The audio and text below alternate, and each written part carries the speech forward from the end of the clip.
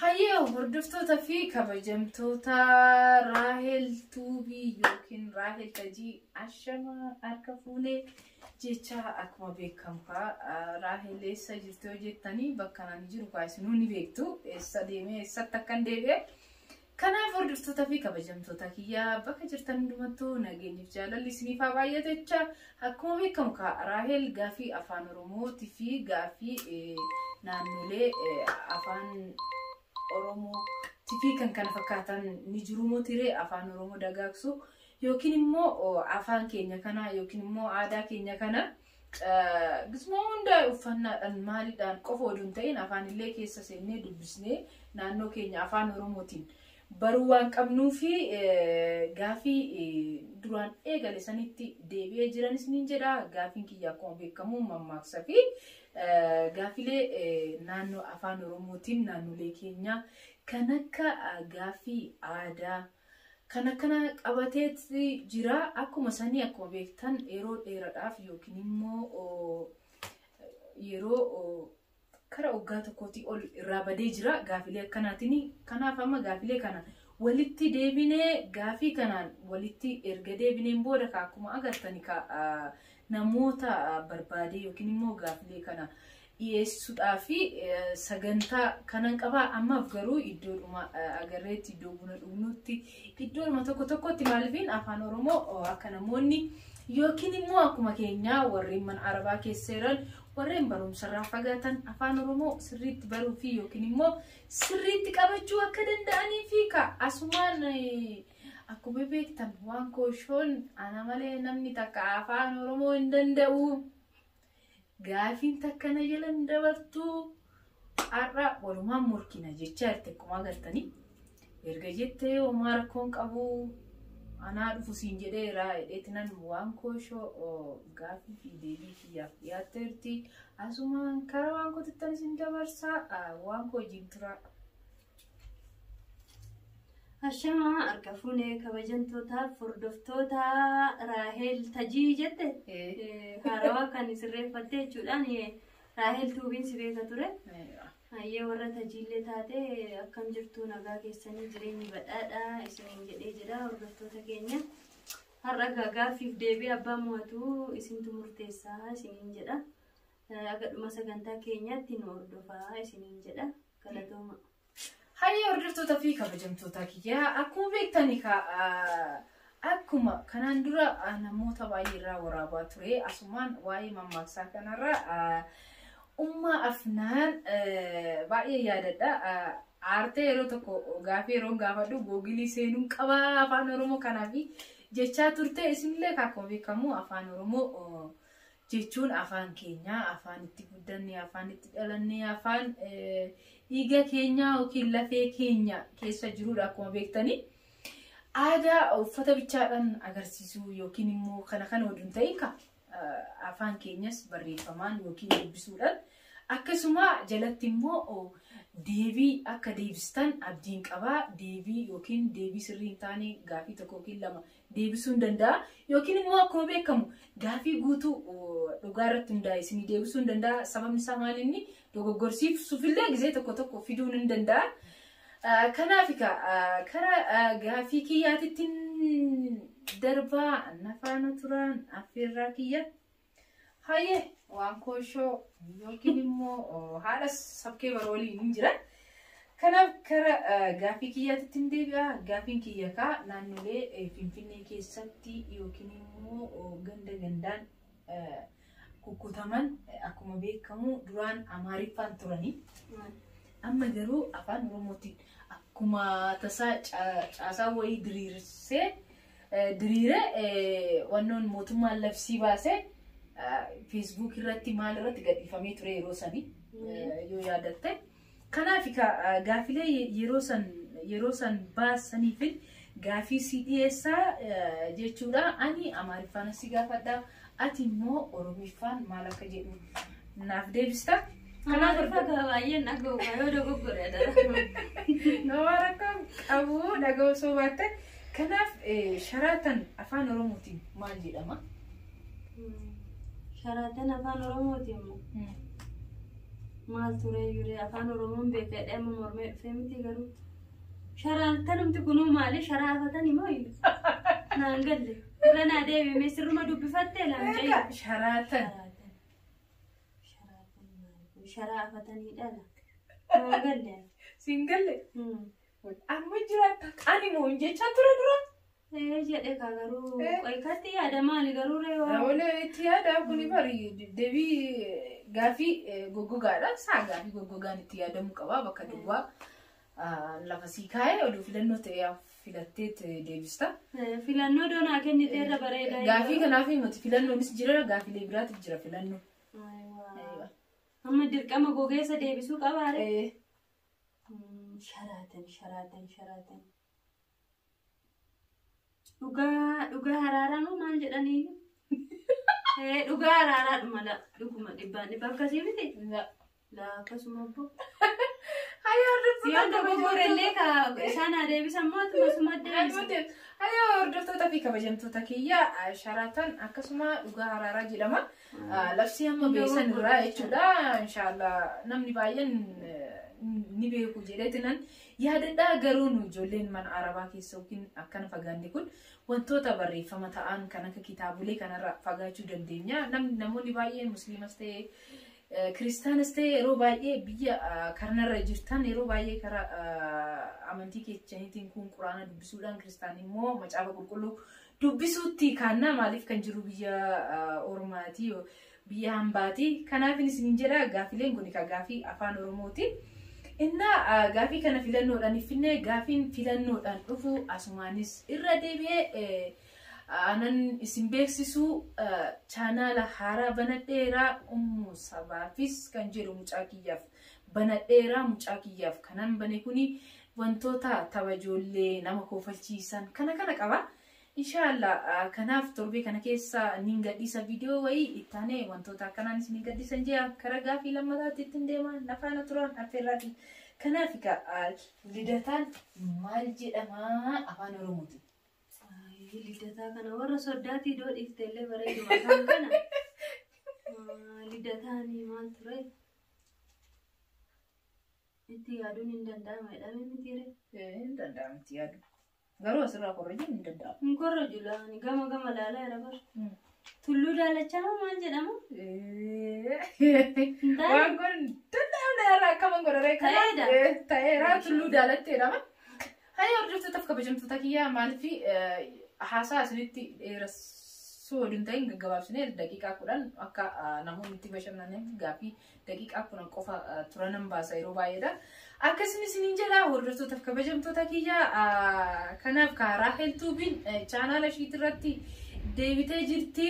Chaanaala mata duree chaanaala kiyyaa maaliif geeddartee jettanii warri barreessitan ni jirtu. Raahel jedhaniituma baay'ate chaanaalli na jalatti jechuudha. Kanaaf namni yeroo sarchi na godhu Raahel 20 oltu baa.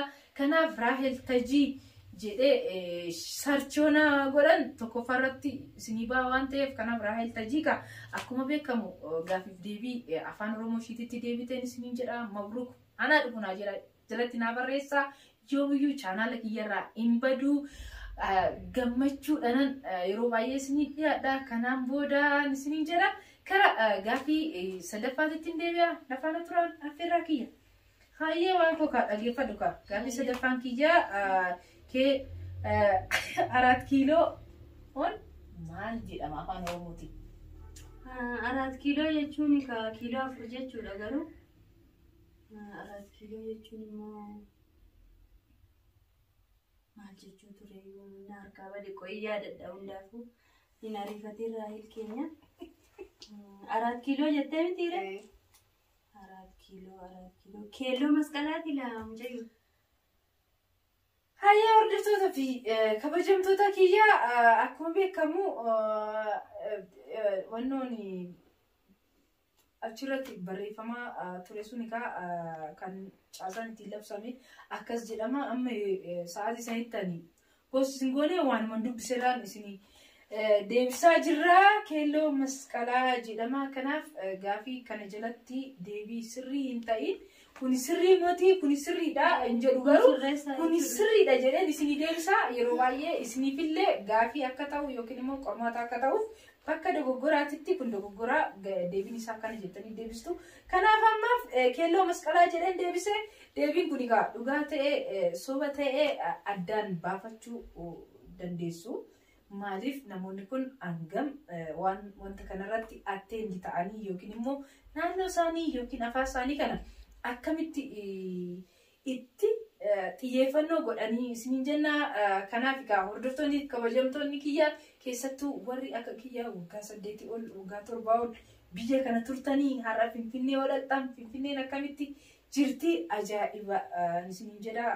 Wantoonni guutuun afaan Oromoodhaan manni nyaataa suuqoleen wantoonni akkasii kun afaan Oromootiin faaruu sirba afaan Oromootiin baay'ee namatti itti gammadanii akkasiin itti isin keessummeessan ajaa'ibeettu. Kanaaf afaan keenya baay'ee dagaagee biyyi keenya akkanatti guddatee jettanii hanga isin ajaa'ibsiifattutti jirtin jedha biyyi keenya. Isin ajaa'iba dhugaa rabbiin biyya kiyya deemee baay'een itti gammadee garuu bakka biyyi keenya guddachuu jechuun baay'ee itti gammadeera asumaani.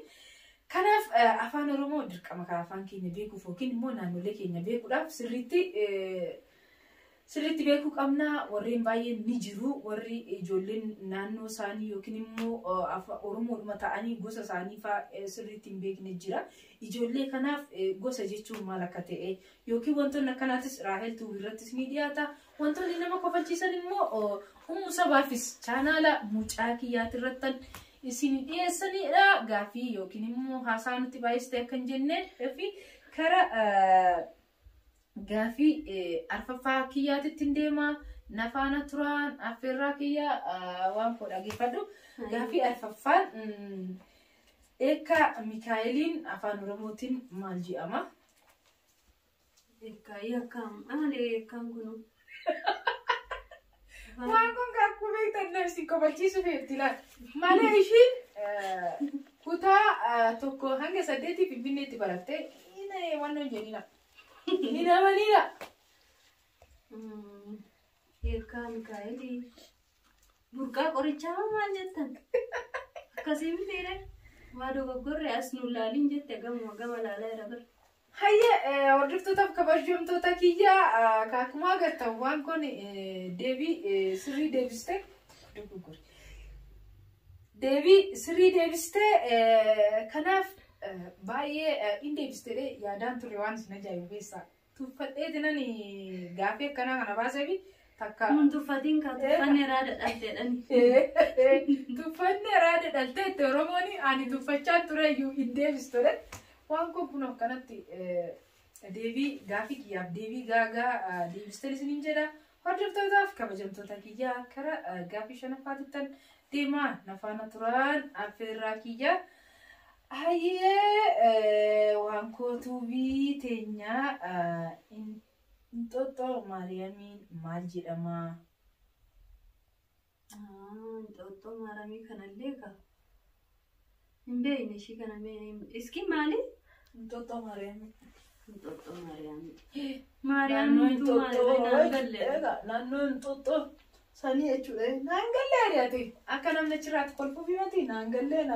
Laa naangalle ka Maariyaam maqaa biyya Arabaa kana keessatti anuu maqaan kiyya Maariyaami. Eegaa Inxooxxoo amma naannoo yoo Inxooxxoo Maariyaam Inxooxxoo itti wannoon taaksiin jechuudha. Taaksii warra wayyaalaa jechuudha. Kanaaf isaan maal jedhamu? Kunillee naangalle garuu Raahel kiyya kana naa deebisika. Naangalle Inxooxxoo Maariyaam kana maali? Gaafiidhuma isaatu naangalle kana Inxooxxoo Maariyaam maali kana xuuxxoo moo Inxooxxoo?